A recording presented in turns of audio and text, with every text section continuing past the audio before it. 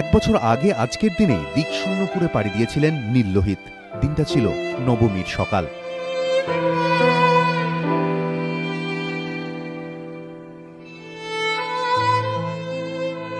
বুধবার তার প্রথম প্রয়াণ দিবসে সকাল থেকেই সুনীল গঙ্গোপাধ্যায়ের বাড়িতে শুভানুধ্যায়ী ও অনুগামীদের ভিড়। সুনীল গঙ্গোপাধ্যায় চলে গিয়েছেন, কিন্তু রয়ে গিয়েছে তার অমর সৃষ্টি, তার কবিতা, উপন্যাস। বাঙালি জীবনের প্রতি পদে চিরসবুজ নীললোহিত। বুধবার একান্ত ঘরোয়া পরিবেশে কবিকে স্মরণ করলেন পরিবারের সদস্যরা।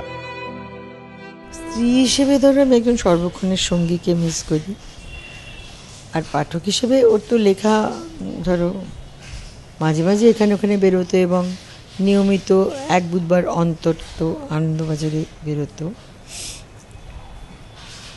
সেগুলো তো আমি মিস করি। আর এবারে পুজোর সংখ্যাতে সত্যিই করেছি, কারণ পুজোর সংখ্যা সত্যি করে ওর লেখাটাই আমি আগে পড়তাম। হ্যাঁ, আজকে অনেকের সঙ্গে কথা হচ্ছে, অনেকে এসেও চলে গেছেন, অনেকে অফিস টফিস আছে, এসব আছে, তো এসেলেন, ঘুরে গেছেন, হয়েছে।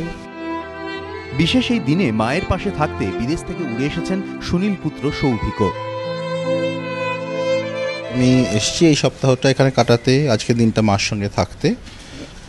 আমরা আর কোনো রকম স্পেশাল কিছু করছি না। তা সন্ধ্যেবেলা একটা অনুষ্ঠান হচ্ছে, কিছু লোক গান গাইবেন, কবিতা পড়বেন, তার থেকে বেশি কিছু না। ছেলে হিসেবে তো মানে বহু জিনিস, সেগুলোকে আর বলা যায় না, ভাবে লিস্ট করা যায় না।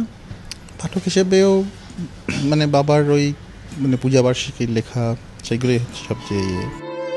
তরুণ কবি ও লেখকরা বরাবরই তার প্রশ্রয় পেয়েছেন। অনেকেই নতুন কিছু লিখেই চলে আসতেন প্রিয় সুনীলদার কাছে। এদিন সকাল থেকে প্রয়াত কবির বাড়িতে হাজির তাদের অনেকেই, স্মৃতিতে নীললোহিত।